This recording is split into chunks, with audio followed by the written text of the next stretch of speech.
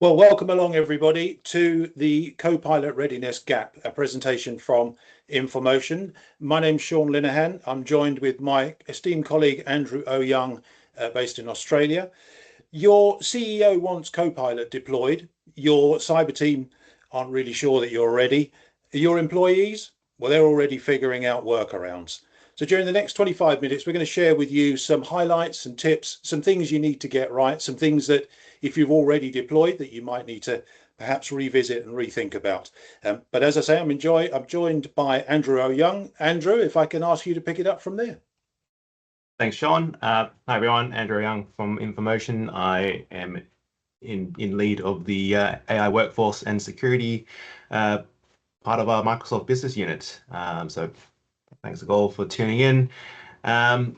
We'll start with the reality that most organizations are facing right now. There is a strong board level pressure to adopt AI as that next productivity lever. The question has quickly moved from if to when. And at the same time, security and compliance teams are raising concerns they cannot fully quantify yet. And here's that key point, because your employees aren't waiting. Shadow AI is already happening across organizations today. If you think back a few years, you've heard the term shadow IT. That's when your staff are going around IT to get access to unsanctioned applications, and in this case, AI and chatbots that aren't approved by your organization. So the real risk sits now in this gap between the ambition and your readiness. So it's not whether you deploy it, but how prepared you are when you do. And it leads into the idea of this session. So Copilot, again, does not create new risk. It exposes what already exists. So there's always going to be some inherent risk lying somewhere in your environment. And for the most part, that's probably some oversharing that's buried within some deeply nested SharePoint folders that now become a live exposure point the moment that AI can surface it. So oversharing that was previously hidden is now instantly discoverable. And this isn't just an external concern. So internal access risk is often that greater issue. So you've got people who already have access to the content they shouldn't. And Copilot just makes it that much easier for them to access. And it's not really a new risk problem. Like I said, it is down to an exposure problem. And also, Andrew, it gets you there faster. So you get to the risk that much faster now. Yeah, so it's very efficient in doing the wrong thing. Indeed. If you're not familiar for what happens when Copilot actually runs, we'll go through that process. So usually we interface with the chat, you submit a message or a prompt, generally in natural language, and then Copilot will then interpret your request, and then it uses your identity or the user's identity to then assess whether they have access. So based on your permissions, do you have all the rights to see this information, this content? Because if you do, Copilot does as well. And then from there, it searches across all of the Microsoft 365 environments. So that's SharePoint, Teams, your emails and Outlook, your OneDrive content. And after it grabs all that information, it combines it into a single response with maybe it's generating content for you or it's providing you with answers and so on. So the main point here is Copilot isn't making any access decisions. It's faithfully executing the permissions model that already exists. So if your permissions are wrong to begin with, Copilot's just going to surface the wrong content to the wrong people really quickly. So real data risks here. So we'll make it more solid. There's a number of overshared sites. This often drives from a disproportionate amount of risk here. So fixing this up is probably it's going to address a large amount of that impact. So missing or weak sensitivity labels. This often means that content is reused without any context. And then there's permissions that have not been reviewed over time, and that starts to accumulate more risk. And in a regulated environment, the key concern is sensitive data crossing boundaries it was never intended to do. All right, so again, none of this is new. It's all stuff that is happening. It exists prior to AI becoming so generally available now. I think where we see a lot of the failures happen across different organizations, and there's three patterns that we see here, and we reiterate the fact that oversharing is going to be that primary problem, I guess. So this mainly could be SharePoint sites or document libraries and folders and documents themselves being shared anonymously or with more access than there should be. They may have edit rights, they can download, they can print, they're sharing these files with people outside the organization. That's all oversharing, and it builds up real quickly when it's at scale. And secondly, and if you've got access to it, sensitivity labels. So a lot of organizations might not have premium licensing, so labeling may be manual. So there's a bit of label fatigue going on. So yes, the staff know labels are there, but they're not consistently applying them. So they could either be not applied at all, or they've got the wrong sensitivity level assigned to those files. So that in itself can lead to additional risk. So remembering that Copilot and agents also respect those sensitivity labels. So if you've not got the right labeling in place, you're allowing Copilot and your users to see and use content that they shouldn't have access to. Thirdly is permissions drift. So it falls on a similar category as oversharing. So you may have a specific role in your organization. You've got different permissions, access levels, group memberships. What if you get promoted or you get moved to a different department and you haven't been removed from the existing access? So now you've inherited additional access while retaining whatever access you had before. So you've got more access than you need. So then this is where the permissions drift happens. So you're now not at that role-based access. You've inherited too much access. So all these things, they're manageable, but if they're left unchecked, Copilot, as we've said, it will make it become highly visible and very quickly as well. Touching again on shadow AI, so it's already happening in most organizations. So when your official tools take too long to arrive, or your dev teams are taking too long to create something that is approved within the organization, people are always going to create their own solutions. And this might be copying data into spreadsheets or building their own workflows or using external AI tools. So this creates that, that shadow layer of data usage inside the business. There's no governance, there's no visibility, and there's no control. And then when you just outright blocking AI, that's not a great strategy. It just pushes the behavior outside of your perimeter. So the better approach is to deploy it in a controlled way so that you can govern and monitor the usage. And one thing to just, if you can go back there, Andrew, just sorry. With the shadow IT, so we've all probably been guilty of waiting too long for a report or a data output to come our way. Someone saying to us, right, you'll get that in N number of weeks, is not normally the answer or the response that we're looking for. So we've all been guilty of creating a spreadsheet that then becomes the de facto data set that moves around the organization, because one, it's quick to create, it's easy to share, but once it becomes the de facto data, then it becomes relied upon. And of course, we all know that that's inherently swamped with risk. Thinking about how you deploy Copilot, you need to retrospectively understand where are the workarounds that other people will discover or go in search of, and build those in, or build in back doors, close the back doors that are built in, so that people can't revert back to that once you've opened the Copilot to everybody else. That's right. Well, let's move on to the next slide here. So making those important distinctions here is most organizations have configured tools one way or another.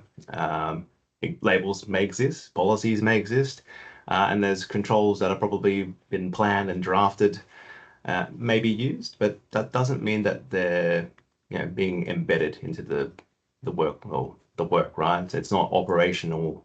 If you're blocking too early, like we said, you're just creating more friction, and that just generates more service desk tickets, right? If you got policies that are firing off before you've told the rest of the organization, hey, we're turning on all these alerts in case you start sharing stuff externally that you shouldn't, you're gonna have people calling up and saying, what's all this? Why am I getting all these warnings and alerts? So, best approach is to always simulate what happens first, all right? Auditing, tracking the trends, seeing what kind of insights come, and then based on that, you'll act on, do we tweak this? Do we enforce a more stricter like encryption or blockage here? Or do we just allow a certain threshold to go through? All right, you got to tweak that. You got to make sure that your users are still very productive, yet doing the right thing. You got to make it easy for them to do the right thing. All right, so tuning your policies and then you enforce with confidence, and then Copilot follows what is enforced, not what is just Yeah. documented. Didn't know if you were going to say something there, Johnny.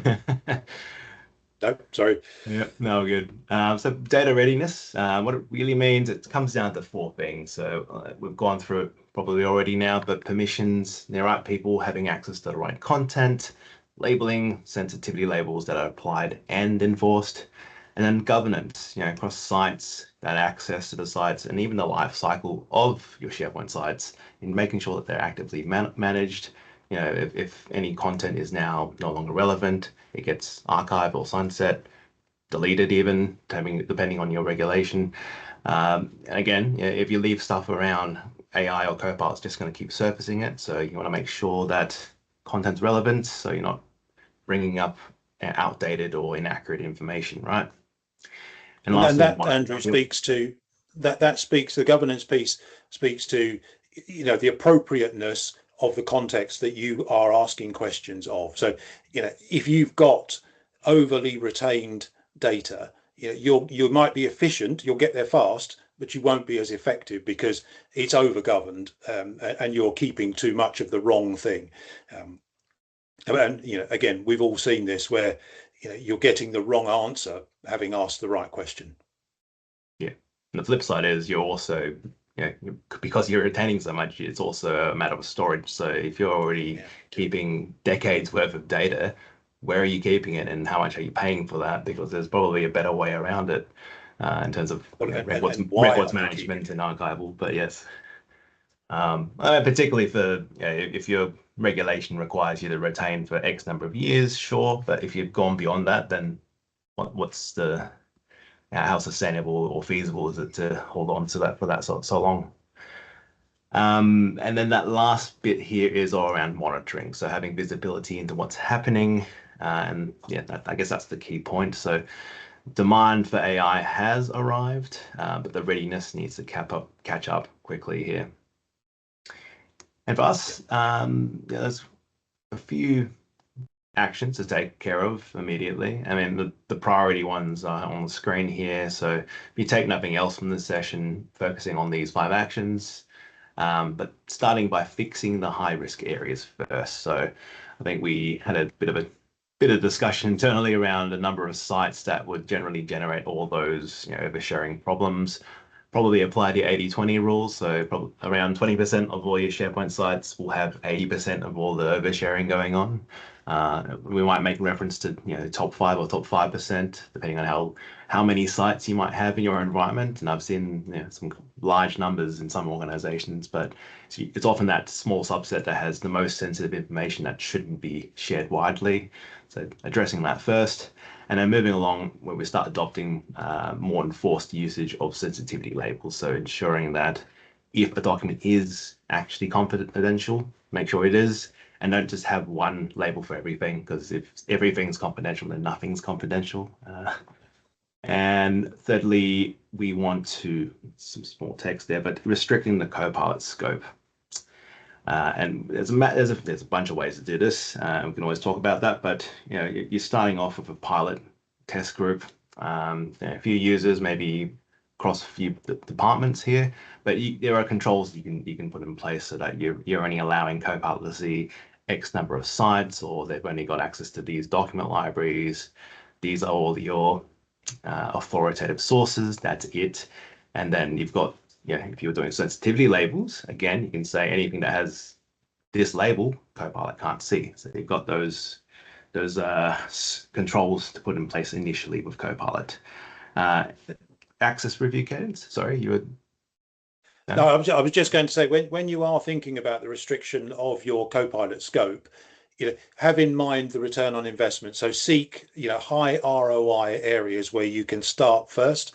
That moves you from beyond efficient and into effectiveness. And also, where can we get our biggest bang for our buck? The CEO priority for having a Copilot plan, this starts to attend to that. So when you're thinking it through, map back to a benefit realization case and then push forward with the pilot. Yeah, and with these restrictions particularly, they're very, I'll say the word harsh, but yeah, depending on how rapid you want to be with your pilot, you can go, yeah, we'll do this, and that, yeah, it's not the best experience at the end of the day, but it's to help you get a pilot happening ASAP while still, having some control. And when you've had the time to go through the rest of these priority actions, you can then turn off those restrictions, and Copilot behaves like it was designed to, in that pay. And then you can continue with your Copilot pilot and expand to the greater pilot testing groups there. So fourth item there, establishing access review cadence. So something that's probably not happening anyway to begin with. Set up a time, quarterly here, could be monthly, could be semi-annual at the minimum. Just make sure you go in, have a way to attest whether everyone has the right access. You can have access reviews set up in your environment. So, does this person still belong in this group? So the manager has to approve or say, they're no longer in this group, they don't need the access. That kind of helps cut away all that oversharing or the permissions drift that we see happen over time. And then lastly, that whole point of monitoring activity. So in this one, monitoring Copilot activity, you don't necessarily need the license to see some of the usage reports in your environment. So now, because Copilot Chat is included in all your Microsoft 365 subscriptions, users are going to stumble upon it and start using Copilot Chat. It is web grounded, so it's only pulling information from the internet and any documents you upload into OneDrive. But again, with those insights, you can see, well, these users are experimenting. They're doing X number of engagements with Copilot, and then you have at least some evidence to then take and say maybe that they can be part of the pilot group, or maybe we need more licenses to assign to these staff members. So all in all, these are some pretty hefty steps from the beginning, right, to get ready. And I think, this is just the goal is progress here. It's not perfection. We won't get to 100%, which is where we say, it's what good looks like. So, and I should say, Andrew, just on those 5 points, what we're seeing, day to day, and we've got multi-year engagements with banks here in the UK, is having an external either observer or an external partner actually working with you going through those 5 stages is where people are starting to really see a real true return on investment. All too often, people are going it alone. They're using the teams that they've got internally who haven't had the exposure externally to multi-client engagements and the richness that can bring. So I would, yes, of course, you might see it as self-serving, but the evidence states that, external support from a partner who understands this environment particularly well, you're going to start to see benefit. Great. I guess this is just a recap of the slide I just talked about, so I won't go into too much detail here, but again, this is what good looks like when it's not perfect, but it's a great starting point. Checking permissions, using labels, data lifecycle management, and just monitoring the usage of everything inside your environment, of course. And again, part of the regulations and compliance checks, with all these in place, you can then demonstrate to any auditors and say, we're following best practices, we're compliant in these regulations and so on. So this is good operational hygiene. Andrew, all things being equal, we've got 5 really important things here. From a practitioner's perspective, if you could only get 2 right, which ones would you start with and why? Well, the first 2, right? Because access is always going to be that pin, right? It's if you haven't got that right, then the AI and your Copilot experiences, they're going to be all over the joint. People are going to have too much access to things, and sensitivity labels, right? If you're not assigning these labels to documents, then it's just a data leak waiting to happen. So those probably the most important things to address. Data lifecycle, it is important, but it's not necessarily a security issue. It's more of a relevancy, I guess, storage issue there. And usage, it's always nice to have insights, but it's not going to lead to major problems, right? So the first 2, major priority if you are data security practitioner or information protection practitioner.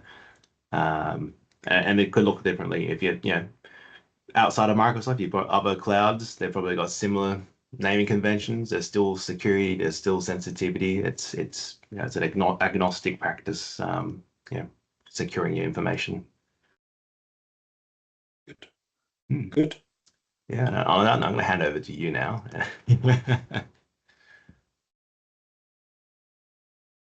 Can you just build the slide? Yeah, sorry, I'll just look it out. Yeah. Thank you.